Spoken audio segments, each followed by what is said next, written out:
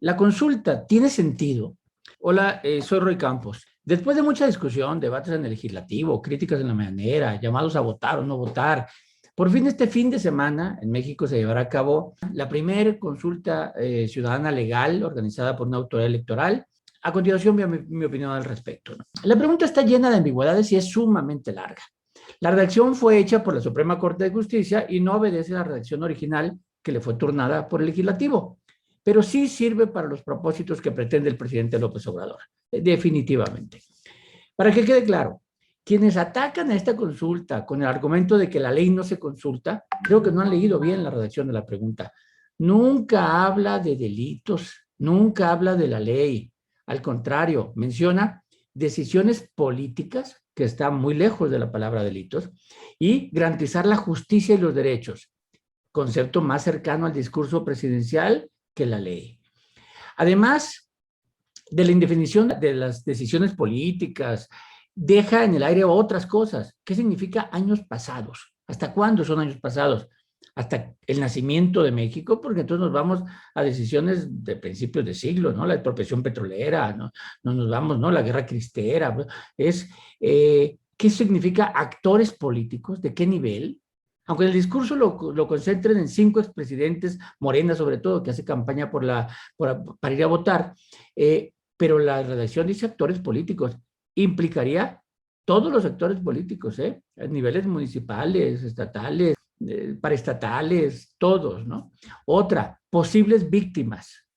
Y sobre todo, deja sin definición el quién debe emprender un proceso de esclarecimiento, porque es lo que se vota. Si está de acuerdo o no está de acuerdo en que se emprenda un proceso de esclarecimiento. En pocas palabras, la pregunta es tan general que el resultado puede servir para todo o para nada. No dice quién son las víctimas, cuánto tiempo, cuáles son las acciones políticas, o sea, muchas ambigüedades. 2, la participación. En 2018, el presidente organizó, esa sí la organizó el presidente, una consulta con una muy desasiada distribución de mesas receptoras, aunque la pregunta y la forma de votar no estuvo mal, yo voté. Pero en esa consulta participaron un poco más del 1,000,000 de ciudadanos, 1,051,000, algo así. En esta ocasión puede pasar algo parecido o incluso más. Puede votar 2, 3, 4 millones. Son muchos mexicanos participando. Aunque algunos saldrán a descalificar la consulta diciendo pues, que fue un fracaso, que porque no se logró el 40% requerido, que se votó mucho menos, ¿no? Y por lo tanto que no es vinculante. De todos modos no era vinculante a nada, pero bueno, porque no es vinculante. Y entonces los que no les gusta la consulta inmediatamente dicen, fue un fracaso, es un fracaso de Andrés Manuel, no pudo motivar a la gente, y Morena dirá, el fracaso es culpa del INE. No, no fue ningún fracaso. El número absoluto de votos es suficiente para que el presidente afirme cientos de miles de mexicanos se manifestaron. Eso ya es un triunfo en términos políticos. Darle la lectura que le conviene. No será un fracaso porque no se pretende aplicar la ley, sino construir una narrativa política a partir de la voluntad popular expresada en la primera consulta ciudadana en México.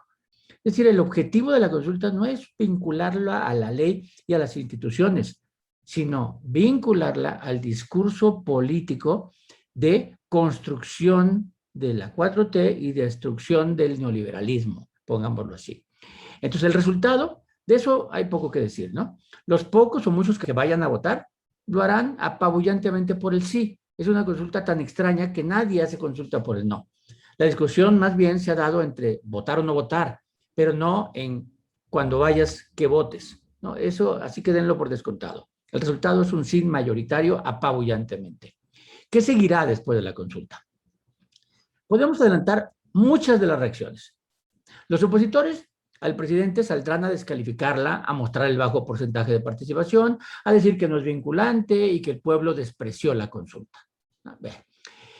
En pocas palabras, calificarán como fracaso la consulta.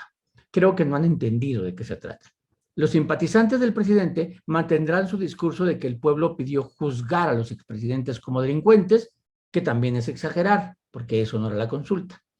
Y el presidente lo leerá como lo ha hecho con sus consultas a mano alzada, como la voluntad popular que juzgó al periodo neoliberal y anunciará acciones para hacer valer la voz ciudadana.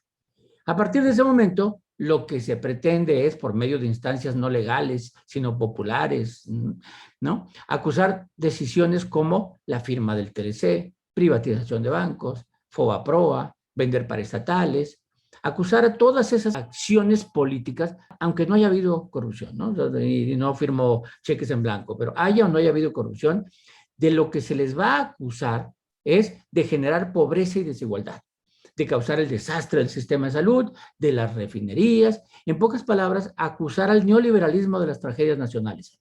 Y a sus presidentes, a los 5 que quieren juzgar por eso, ubicarles del lado de los villanos de la historia.